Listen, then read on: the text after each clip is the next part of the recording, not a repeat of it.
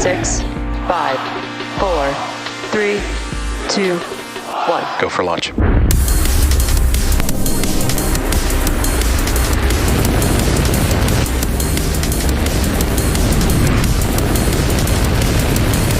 Vehicle is supersonic.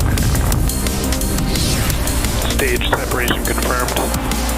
Dragon, separation confirmed.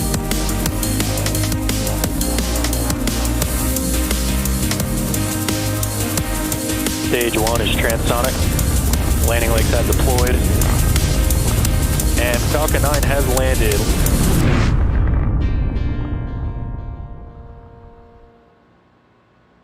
Good evening. You are looking at a live view of our Falcon 9 rocket awaiting liftoff at 12 a.m. Eastern Time from Space Launch Complex 40 at Cape Canaveral Space Force Station in Florida. Welcome to our live launch coverage of the Astranis One-to-Many mission. My name is Somi Srivastava, and I'm a structures engineer here at SpaceX, joining you from Hawthorne, California.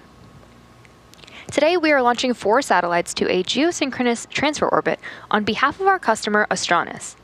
Astranis is calling this mission One-to-Many because this launch will grow their fleet of geostationary satellites from 1 to 5. One of the satellites launching today is Astranis' UTC.CET, the world's first geosatellite capable of performing multiple operational communications missions. The first customer for UTC.CET will be APCO in Mexico, and the satellite will serve a variety of customers for shorter duration missions throughout its life on orbit. The other 3 satellites are split across 3 of Astranis' customers, with 2 satellites, NuView Alpha and NuView Bravo, supporting Anuvu, a connectivity provider for planes and ships. And the 4th satellite, Aguila, will be the first ever communications satellite dedicated to the people of the Philippines. Today's launch marks SpaceX's 129th mission of 2024 in what has proved to be quite a busy year. But it's not over yet. We still have several more launches planned before we ring in the new year. Be sure to follow @SpaceX on X for up-to-the-minute launch updates. At SLC-40, both the vehicle and range are green, and we're on track for an on-time launch. Weather is looking great with only a 5% chance of weather violation. While the countdown continues, let's take a moment to meet the vehicle taking our payload to orbit today. Falcon 9 is a 2-stage rocket developed and manufactured by SpaceX, known for its safe, reliable, and cost-effective access to space. It's also the first and currently the only orbital-class rocket that is capable of reflight. Starting at the top of the vehicle is the payload fairing, a protective shell that encases the payload being sent to space. Made up of 2 halves, the fairing will separate and jettison away from the vehicle once Falcon 9 reaches space. Today's fairing halves will be flying for their 22nd and 12th times and will be recovered by our recovery vessel, Bob, after launch. And here's a photo of the Astranis satellites being encapsulated in that fairing just a few days ago. Continuing down the vehicle, we have the second stage. The second stage is powered by a single Merlin vacuum engine, or MVac, which is optimized to perform in the vacuum of space.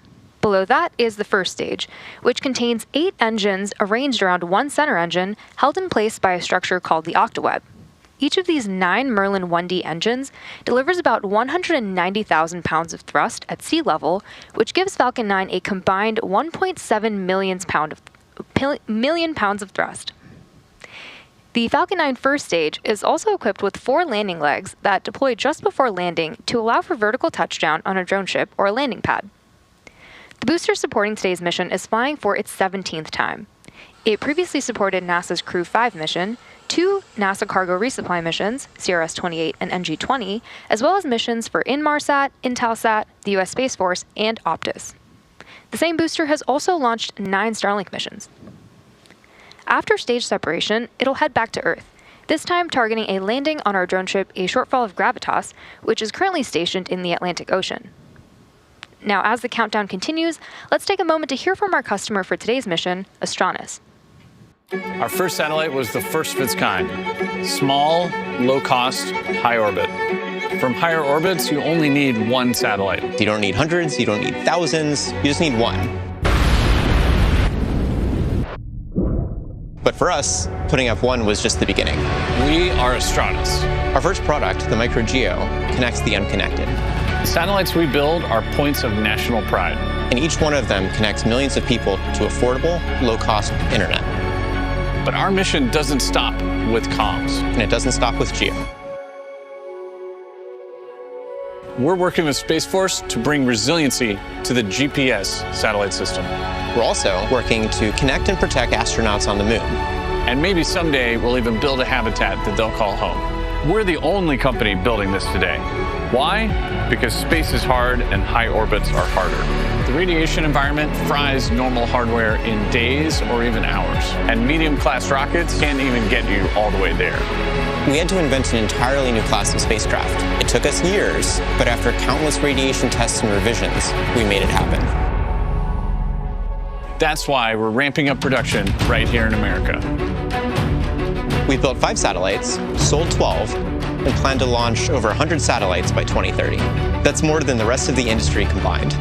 We are Astranis. We invented low-cost, high-orbit satellites. We're building the future. And we're just getting started.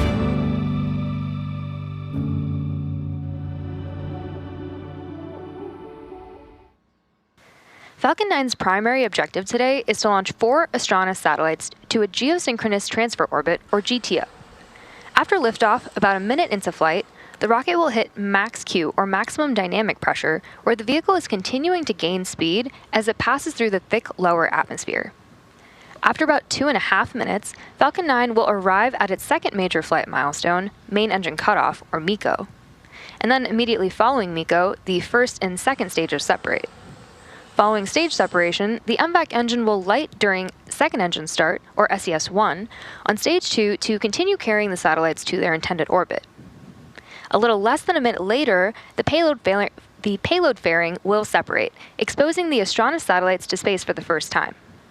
Meanwhile, the first stage will perform an entry burn as it re-enters the atmosphere, slowing down to reduce heat and stress on the vehicle. About 1 minute after the first stage entry burn ends, the second stage will shut down its MVAC engine, known as Second Engine Cutoff 1, or SECO-1. After that, the second stage will coast for about 18 minutes before reigniting its MVAC engine to finalize the orbit for payload deployment. Falcon 9 tanks are pressing for strong back retract. Coming up shortly, the transporter erector, also known as the strong back, or TE, as you just heard over the nets, will retract away from Falcon. The TE is the large truss structure you see there standing right next to the rocket. First, we'll see the clamp arms opening around the second stage, and then the TE will slowly pull away from the rocket. And so all of that will be coming up in about 15 seconds from now. Strong back lower has started. The strongback is designed to transport, raise, and support Falcon 9 at the launch pad using umbilicals or flexible lines to route the vehicle's fluids, power, and telemetry from the ground systems to the rocket and payload until Falcon 9 switches to internal power and clears the pad. You can see those clamp arms have begun to open.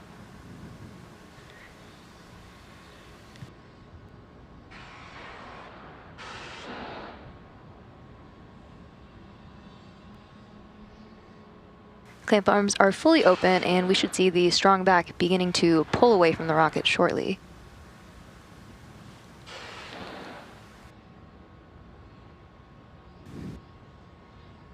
Now, at this point in the countdown, both the first and second stages are nearly fully loaded with 1 million pounds of rocket-grade kerosene fuel and liquid oxygen. Both the first stage and second stage should finish propellant loading about a minute apart from each other, with the first stage finishing up at around the T-3 minute mark, and the second stage finishing at around the T-2 minute mark.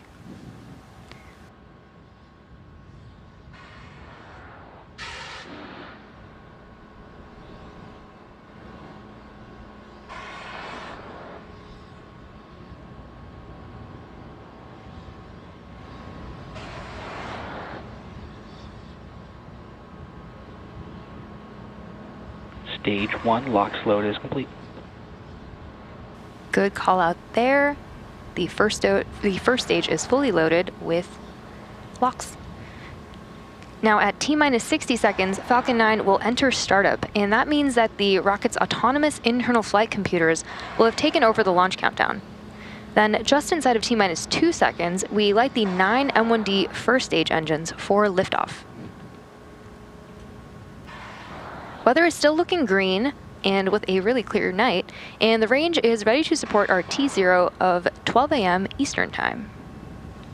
So with that, we are proceeding into the last few minutes of terminal count, with LOX load on the second stage coming up in just a few seconds.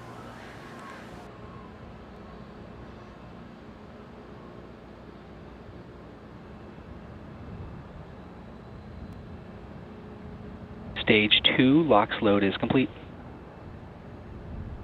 Great call out there.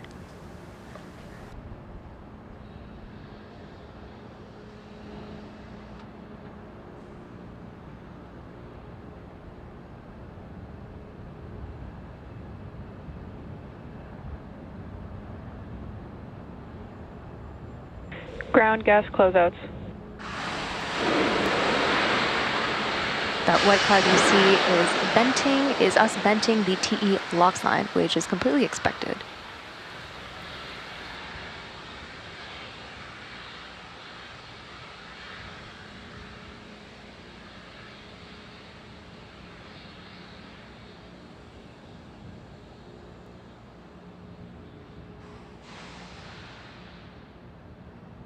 Falcon 9 is in startup. There you just heard that call out for F9 startup, which means the rocket's autonomous internal flight computers have taken over the launch countdown. LD, go for launch. Great news, the launch director has given the final go for launch. So at T-minus 39 seconds, all systems are go for the launch of Falcon 9. T-minus 30 seconds.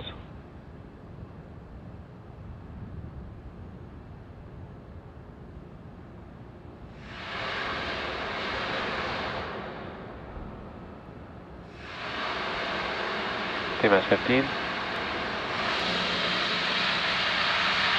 T-minus 10, 9, 8, 7, 6, 5, 4, 3, 2, 1.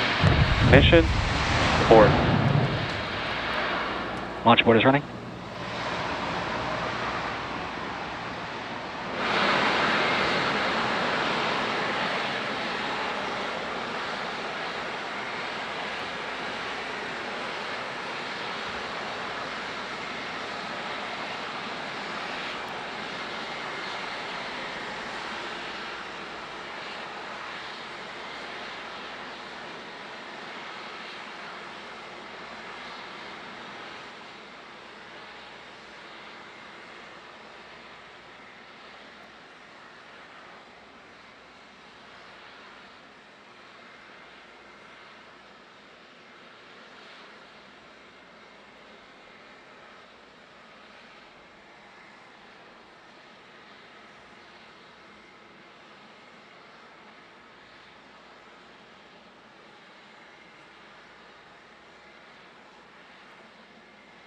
So we just heard a call out for an abort, and we are standing by to get more updates from the team.